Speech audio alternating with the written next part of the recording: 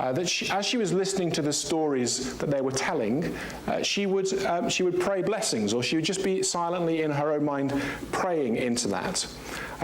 Because she understood, or she was beginning to understand, that her job was a hairdresser, but her vocation as a Christian was actually to ask God to be at work in this person's lives, in these people's lives. So Victoria's waking up to God in her every day was actually about doing something small. Started off a secret, although she did talk to people about the fact that she was praying for them, which is both ethically good and also conversationally good. But it was just her way of marking that she wasn't just doing a job. That actually God was with her doing this job. And as she was doing this job and making people feel good by doing their hair well, actually, which has a bigger impact on people, she could also pray for them. That was her kind of concept of waking up to God. And we've got hundreds of people, thousands of people in our churches where that's the first starting point, waking up to God in our everyday. How do we begin to help people to do that, to work out what's their one about? In Victoria's, it was prayer. And so what we've got in this Setting God's People Free for Monday to Saturday are 7 small steps for a big difference. And the first 2 are all about how do we wake people up to God in our everyday lives. And there aren't enough to go around, unfortunately, because I left too many in South Croydon. The first thing we want to do is what I talked about a moment ago, is ask curious questions. Can we as churches become a little bit more conversational and ask more curious questions about the people that are in our churches? We know through things like Leading Your Church into Growth that churches are not always as friendly as we might think we are to visitors, and there are skills of opening up our welcome to people and being hospitable. But there's also a bit of reticence sometimes to talk a little bit more about stuff in our lives. And that's fine, I get that. But we can be a little bit more curious. It's like Bishop Rachel stopping the person and saying, I know that church is a great church. What do you do in the rest of your life? What are some of the things, you work in that place, what's it really like? To be curious. And then over time, we could maybe begin to start asking some questions about what's it like being a Christian in that place you work, or how do you? I've found the parents on the school run in my school not particularly friendly. How friendly are you? Actually begin to start those kind of conversations. And where we've been piloting this in some of the dioceses, what we've said is for change to happen, it needs to be modelled. So as people in deaneries and in deanery synods, if we want people in parishes to do this, then we have to start getting these things modelled. So I wonder whether one of the things you can do in deaneries is to do that yourselves. Be more curious. Take these practices on board for yourselves in terms of how you engage and ask questions of people. And then over time, you could begin to be more explicit about what could I pray for?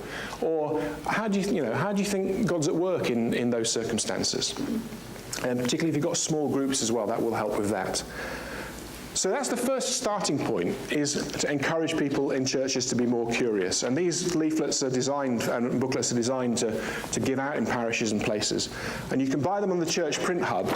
And the inside page you can make adaptable. So you could do it for a deanery. You just drop your own text in and put your own picture in. It doesn't have to be a person. And you can adapt it. So it could be a deanery publication if you wanted it to be. The second small step that we're asking is to think about visiting people in context. So visiting people where they are. So how do we help people wake up to God in their everyday? The vicar visiting, or the clergy person visiting, helps this, but we know that it's not just the responsibility of clergy or pastoral workers to visit. Anyone can do it. But there is something about your vicar coming to work which does raise the threshold of you being known as a Christian a little bit, and gets a few eyebrows being raised. But we're encouraging people to do workplace visits, to visit people in context, whether it's work or community or meet in a cafe. A lot of people do this anyway, rather than asking people to come to the church office. It does 2 things. Yes, it does need adjustment for clergy time in particular, but also you just get to be a little bit more aware. of what people's circumstances are. And it changes the dynamic of the conversation, because you're more likely yourself to talk about the place where you're meeting the person. You begin to be more aware of that. So these two practices, ask curious questions and visiting people in context, can start within a church to help generate a culture of curiosity about where God is in the everyday, that sense of waking up to God. So that's the first one. The second story is the one about Mike. Now, Mike is an armed police officer for the Diplomatic Protection Service. So he lives and he works in a very stressed environment.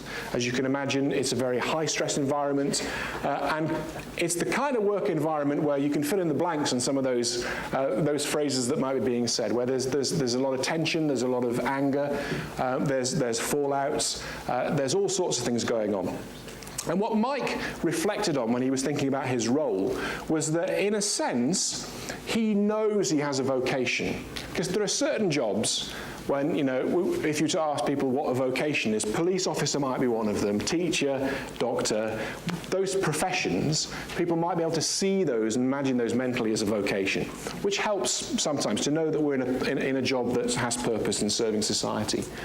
But what Mike realized in some reflections on the Beatitudes was it wasn't just the fact that he was a police officer, it was also the fact that he found wherever he was working, he had a habit of reconciling people, of helping people who had arguments kind of come back together, of being a peacemaker in that environment. And he began to see that actually this was something that he felt was a gift that God had given him. This was a part of who he was, part of how God had formed him. But also something that he could then bring into his home group. He was part of a small group to say, I've had these colleagues at work that have fallen out, I'm trying to patch this up, could you pray for them? He could begin to integrate that, as well as the kind of big stuff of, I've got to go overseas to protect this diplomat from not being shot. It was in those small things that he was interested in as well. So he realized that actually part of his calling was actually being that type of person. And that was his way of actually beginning to understand, what did it mean for him to be a Christian police officer? What did it mean for him to live out his faith in the workplace? And that became the place where he thought he could do policing differently, both with his colleagues and also with the public. Because he doesn't write this in his story, but I wonder whether your game faces on with the public, you have to be professional, but when you're with your colleagues, the gloves can be off.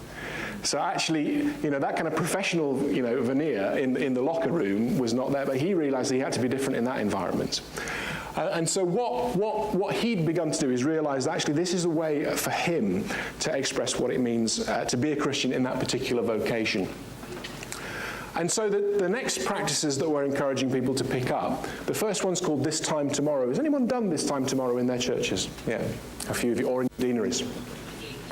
So This Time Tomorrow is a very simple thing, 2 to 3 minutes, works well before the intercessions in terms of services. If you do it on a Sunday, it works really well, because This Time Tomorrow will be on a Monday morning. But if our service times are other times in the day or the week, you just got to think about that. But all it's doing is asking someone, where are you going to be this time tomorrow?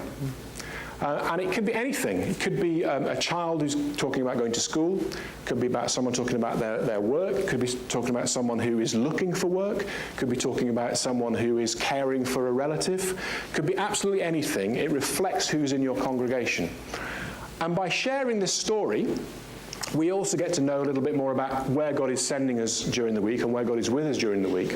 But also you can ask some very simple questions of, what are some of the challenges for you as a Christian in that environment? And also, what do you notice God doing through you? Or how do you think God is working through you in that? And if you prep people and walk through that with them before you do the interview, then they can help think of answers. And the church I told you about that had started This Time Tomorrow, they started doing this, and that's where suddenly this interest for this small group about workplaces sprung up, because they'd heard people in their churches talking about where they were Monday to Saturday.